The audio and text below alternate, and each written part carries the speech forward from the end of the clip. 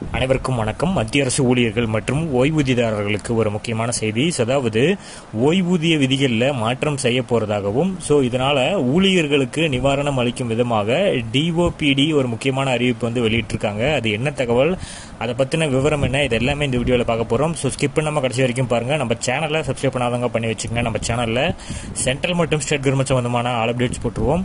அது மட்டும் இல்லாமல் பென்ஷன் சம்பந்தப்பட்ட முக்கியமான அப்டேட்ஸும் இருக்கும். மறக்காம சப்ஸ்கிரைப் பண்ணிருங்க. வாங்க வீடியோக்குள்ள போகலாம். ஃபர்ஸ்ட் ஆஃப் ஆல் பார்த்தீங்கன்னா, மத்திய அரசு ஊழியர்கள் மற்றும் ஓய்வூதியதாரர்களுக்கு ஒரு முக்கியமான செய்தி. அரசாங்கம் மீண்டும் ஒரு பெரிய மாற்றத்தையும் வந்து ஏற்படுத்தியிருக்காங்க. இதன் மூலம் நாட்டில் உள்ள லட்சக்கணக்கான ஊழியர்களுக்கு நிவாரணம் கிடைத்துள்ளது. அதை பற்றி தான் வந்து பார்க்க போகிறோம்.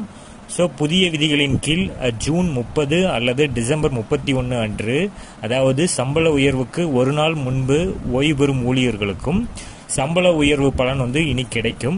அத்தகைய ஊழியர்களுக்கான ஓய்வூதிய கணக்கீட்டையும் அதே அடிப்படையில் செய்யக்கூடிய வகையில் அத்தகைய ஊழியர்களுக்கு ஒரு குறிப்பிட்ட அனுமான சம்பள உயர்வு வழங்க அரசாங்கம் வந்து முடிவு செய்யப்பட்டுள்ளது. அரசாங்கத்தின் இந்த முடிவுக்கு முன்பு ஒரு நாள் வித்தியாசத்தால் சம்பள உயர்வு தவறவிட்ட ஆயிரக்கணக்கான ஊழியர்களுக்கு நிவாரணம் அளிக்கும் வழக்கமாக ஆண்டுகளுக்கு 2 முறை அகவிலைப்படி அதிகரிக்கப்படுகிறது. அது ஜனவரி 1 மற்றும் ஜூலை 1ஆம் தேதி. இந்த அதிகரிப்பு அமலுக்கு வருகிறது. இது போன்ற சூழ்நிலையில ஓய்வூதியத்தை கணக்கிடுவதற்கு முன்பு வருடாந்திர அந்த ஊதிய உயர்வு வந்து அதனோட பலன்களை வந்து சேர்க்கப்பட வேண்டும். இந்த அதிகரிப்பின் அடிப்படையில் ஊழியர் ஓய்வு பெறும்போது எவ்வளவு தொகை பெறுவார், அதன் பிறகு அவருக்கு எவ்வளவு ஓய்வூதியம் கிடைக்கும் என்பது முடிவு செய்யப்படும்.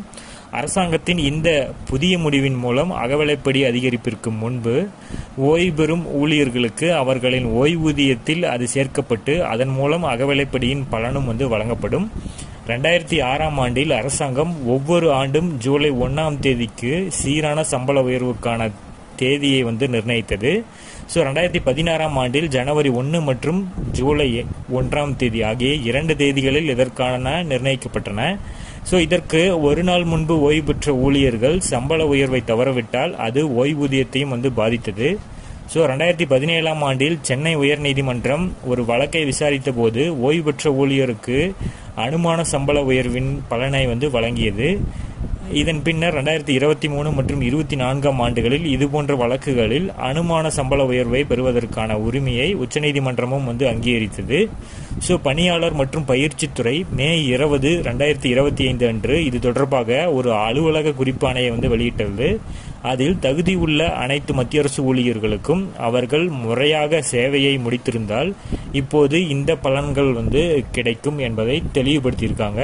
இருப்பினும் மனதில் கொள்ள வேண்டிய விஷயம் என்னவென்றால், அனுமான ஓய்வூதியத்தினை கணக்கிடுவது மாதாந்திர ஓய்வூதியத்திற்கு மட்டுமே செய்யப்படும். இது பணிக்கொடை, அப்புறம் வந்து விடுப்பு பணமாக்கல் மற்றும் ஓய்வூதிய பரிமாற்றம் போன்ற பிற ஓய்வூதிய சலுகைகளுக்கு வந்து இது பொருந்தாது. உதாரணமாக ஜூன் 30ஆம் தேதி அன்று ஒரு ஊழியரோட சம்பளம் 79,000ஆக இருப்பதாகவும் ஜூலை 1ஆம் தேதி அவருக்கு 2,000 உயர்வு கிடைக்க பெற்றதாகவும் வைத்துக்கொள்வோம். இப்போது அவரது ஓய்வூதியம் வந்து 81,000 அடிப்படையில் வந்து தீர்மானிக்கப்படும்.